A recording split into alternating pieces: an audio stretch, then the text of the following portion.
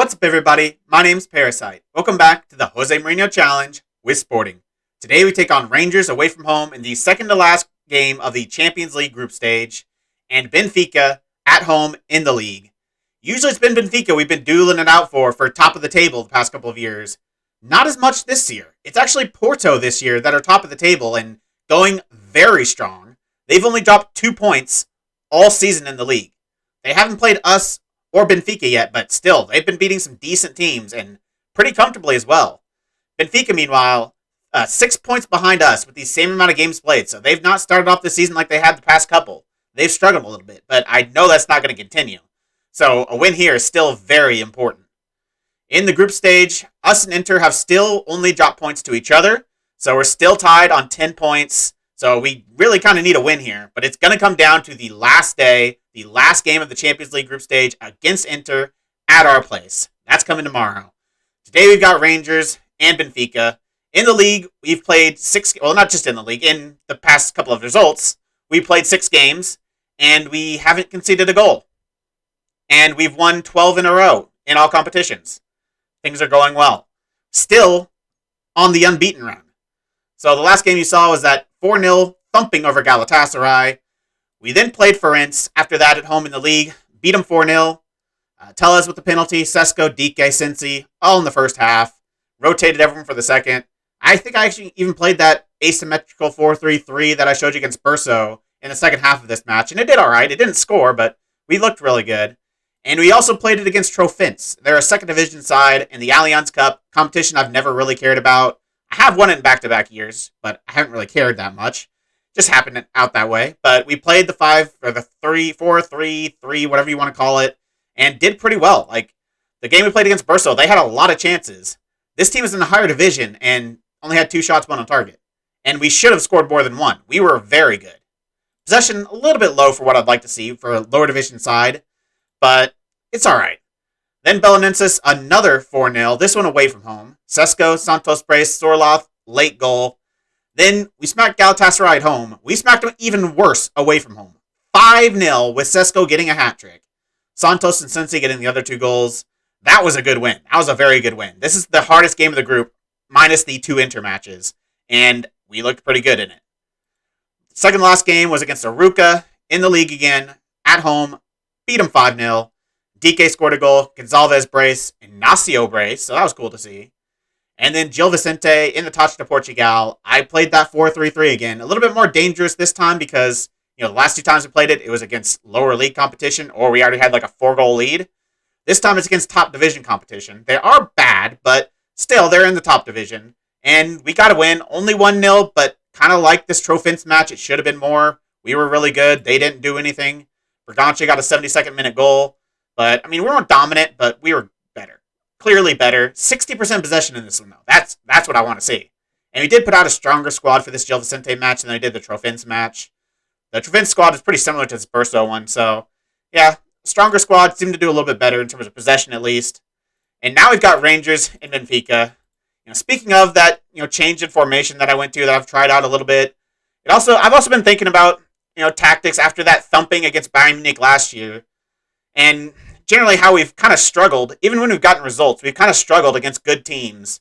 I don't know if this 4-4-2 diamond is really what we should be playing in those kind of matches. Against some of the best teams in the world, especially away from home, we've just not gotten really great results with it. So, I've thought up something different. I think I'm going to try it out this year. I don't think I'm going to try it out at home against Inter. Maybe I'll have to switch to it, but so obviously this is what we normally play. But I decided, let's try out a 3 at the back. Go a little bit more defensive, add another center back, wing backs on support. Paulina is still going to play in the midfield as that kind of, strength and tackling ability in the midfield. I still thought that was pretty important. And somebody can hold a little bit deeper. While we've got our 2 midfielders on the outside kind of getting forward a little bit. Gonçalves is going to play here as Mazzala. Nunez or Sensi, probably usually Sensi, is going to play here as a roaming playmaker. This is going to be primarily a counterattacking tactic. I think that's kind of what we need to do. That's kind of how you're going to be able to score against those quality of teams. And I think roaming playmakers actually are really good for counterattacking tactics.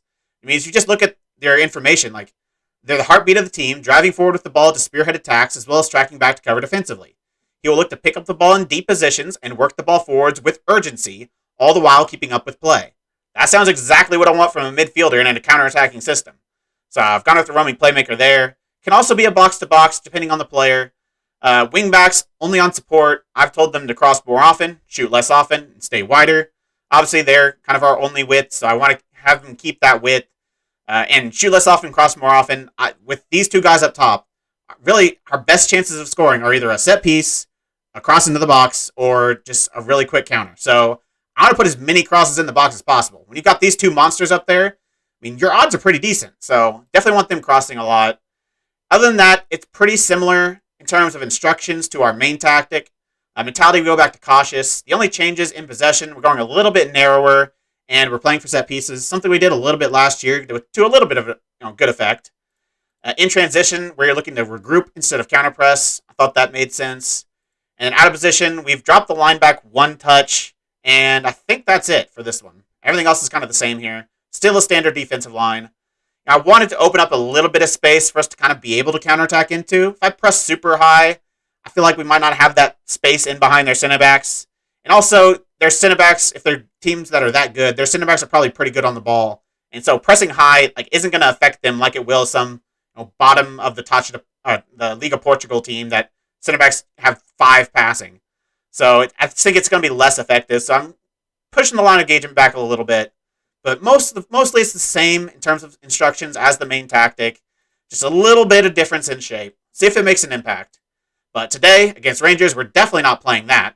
The last time we played them, what was the result? We smashed them 4-0. So I want that again. We're doing a little bit of rotation because we have that Benfica match coming up, but I'm still going relatively strong. Sesko and Sorloth up top. Tabata comes in. Nuno Santos has actually been the superior attacking mid this year. We're going with Nunez and Gonzalez in the midfield, Polina at anchorman, and Bergman Hansen, Anasio, Ampadu's going to come in, and Dyer's going to have to come in at right back. Malagusto is 1 yellow away from suspension. I don't really want him to be suspended in this match and not be able to play against Inter. It doesn't make sense. So I'm starting Dyer. Escaio has a pretty bad injury, a hip injury. He's out for another 2 months. He's already been out a month. So we've been kind of missing him, but Dyer's done a fine job when he has to come in. And obviously, Nevistic in goal. So, yeah, I've gone strong. We kind of need to win this, but, yeah, I think we should. We should win this. Rangers are okay, but we're obviously better. We're on a good run lately, so go out there and impress me. We got a good result last time out against Rangers, but don't let yourself become complacent. We can't think we already have this won before we even kick off. Rangers want this as much as we do. I expect the same level of intensity and effort that I would in any other match. You're in much better form than Rangers. You have to be wary of complacency. We're always fully focused on the task at hand, so I'm not really worried. Do you hope your team can produce today? I don't see why we're not capable of turning up and playing well here. What's the thinking behind a sudden change of tactical style during what's been a good run of form? I mean, it's what we normally play. It's not like I just went to a 5 at the back that I might be going to at some point. If you don't act, then you have to react. I think it's proactive to be doing this right now. All right, see their form. Lost 3 in a row. So, yeah, they're not on a great run currently. Not a superstar squad. I think we can all agree about that. Ours, quite a bit better, but on the day, anything can happen in this sport. Corner here, 40 minutes in. Tabata to put it in. Sesko.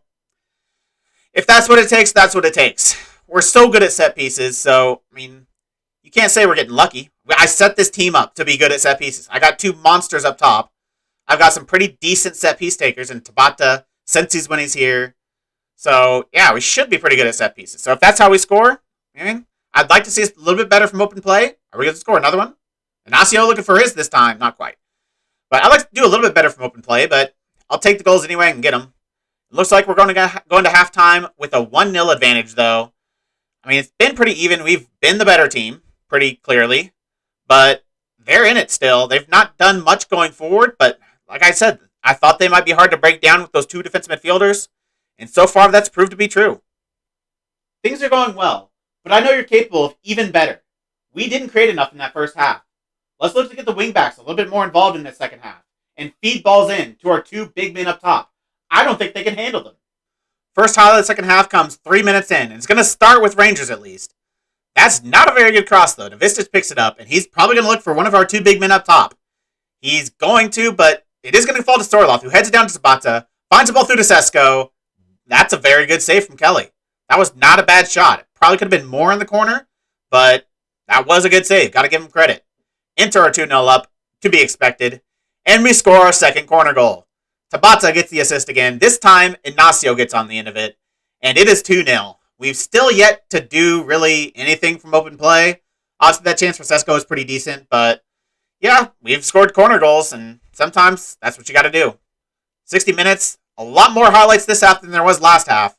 I made a couple changes at halftime just to look to widen the play a little bit as Ignacio gets his second. I don't know if you can really credit that since it was a throw-in, but I haven't really seen anything great from open play yet, but we have created a few more chances. I've just started to play a little bit wider. I've told Mateus Nunes to stay a little bit wider, and I've focused down the flanks, looking to get our fullbacks a little bit more involved. I can't say it's directly contributed to the 3-0 advantage we currently have, but it hasn't hurt, so far at least. And they're looking to attack from the kickoff. Middleton, they might just concede from the kickoff. Pedro Gonzalez, a very good ball over the top to Sesko. A few good touches, gets in the area, and he hits the crossbar. Could have completely put them away right there. 75th minute, we've got a goal kick. Novicic is going to go long again, look for Storloth, who heads it down to Tabata. He's got a lot to do, and he gets pulled back. I'm guessing that's a red. He was not the last man. It said he was the last defender. I don't know if that's the case. Let's look at that again.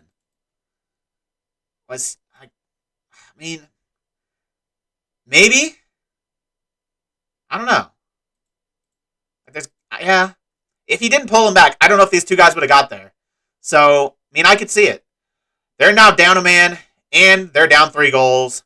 That should be it. Let's go back to live. And I think we're going to make the change we've kind of made the past couple of matches when we've, absolutely dominated and have a comfortable victory in hand. We're going to go to this. Try this out again. In terms of who I'm going to play, I don't know. I'll work this all out, and I'll see you for the next highlight. Well, it's starting to look like we aren't going to get that highlight. It looks like it's going to just end, and it has. A 3-0 win against Rangers, 2 direct set pieces, and a goal from a throw-in. So, not the prettiest of play, but effective. Well done, lads. That was a good win for us. We created more in that second half. I'm proud to see how you responded. Ultimately, we didn't get any goals from open play, but you did well to take your chances in set-piece opportunities. Sometimes, that's what it takes. Good job. Good win, but one we definitely should be getting. Inter Milan, unsurprisingly, also won their game. But I guess they saw our 4-0 and 5-0 thumping of Galatasaray and thought they'd one-up us because they beat them 7-1. Ridiculous. 7-1. Galatasaray have been absolutely awful in this group. They still have 0 points. They obviously have Rangers to play. That's probably their only chance of getting points. But I don't think they can overtake them. I don't know. I don't think they can. But that means, even with that 7 goals, plus 6 goal advantage, we still have the goal difference advantage over Inter. So, with the last game coming up against them, a draw is all we need to get through top of the group. A win would be nice, but all we need is a draw, and it's at home. But that's next episode. I'm looking forward to that one. Good win. Ignacio gets man of the match. 2 goals, 17 headers won, and a 9.3 rating. He had a very good game, and really, for the most part, everyone had a really good game. That was some really good performances out there. Obviously, we did only score from set pieces, but I felt like the team, for the most part, played well. They're going to have to continue playing well, though, because we have Benfica in 3 days. We were able to beat them twice last year, and obviously, back then, they were on a ridiculous run. They were on ridiculous form in the league all season long. This year, they've struggled a little bit more, but that doesn't necessarily mean this is going to be any easier.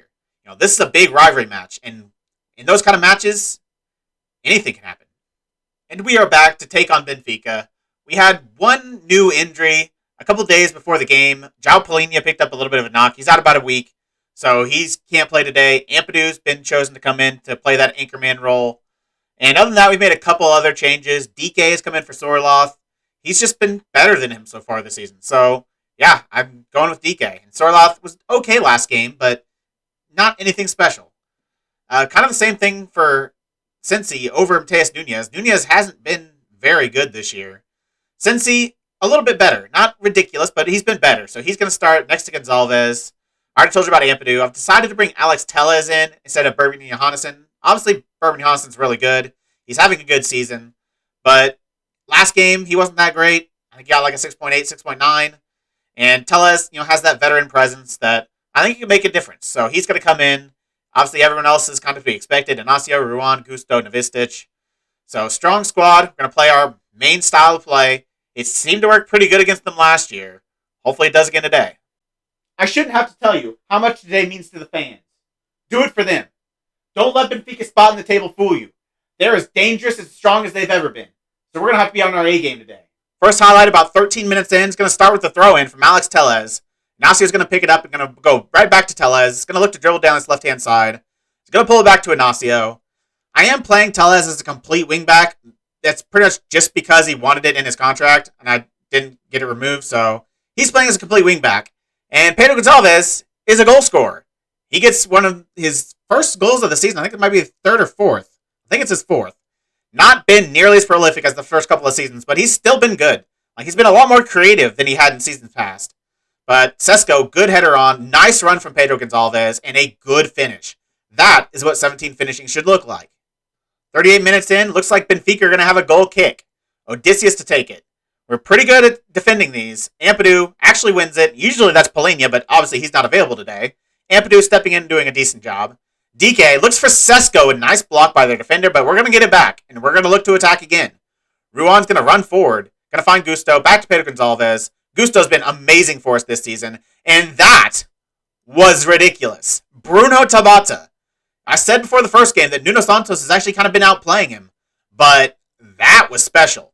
He had a really good game against Rangers. Obviously, he got the 2 assists. They were from corners, but he still got the assist. Nice balls in.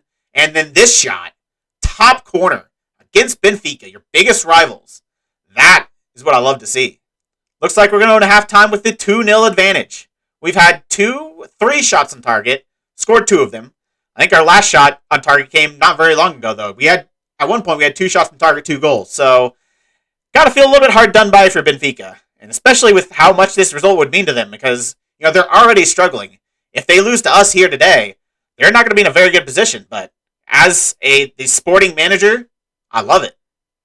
It's important to stay focused in the second half. Don't allow complacency to creep in. Benfica can turn it on at any point. So we have to stay locked on. 62 minutes in, and that is not what I wanted to see. Malo Gusto, by average rating, has been our second best player this season. I thought it might be hard to find somebody that could step in and replace Aguilar, but so far, he has done it. But now he's injured. And we're already down our backup right back, so we could have a kind of an injury crisis at right back.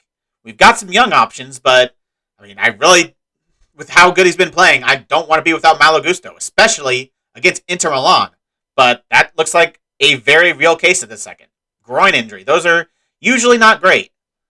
In terms of replacement, this is actually tough. Dyer is the smart answer, but 62nd minute, Benfica have done nothing. Weigl has a lot of potential. He's not bad either. It's the more dangerous option, but it has the higher upside. We get to develop him a little bit more, especially in a big match. It gives him some good experience. You know what? I'm doing it. Weigl, welcome to the team. He's going to play at right back. Just don't blow it from here. 77th minute, I might have taken a little bit more of a risk. Okay, well, that's not good. Saying that, I've changed to the asymmetrical tactic, thinking, this game's won. I've taken off Sesko, and now they've got a goal, and it's a little nervy.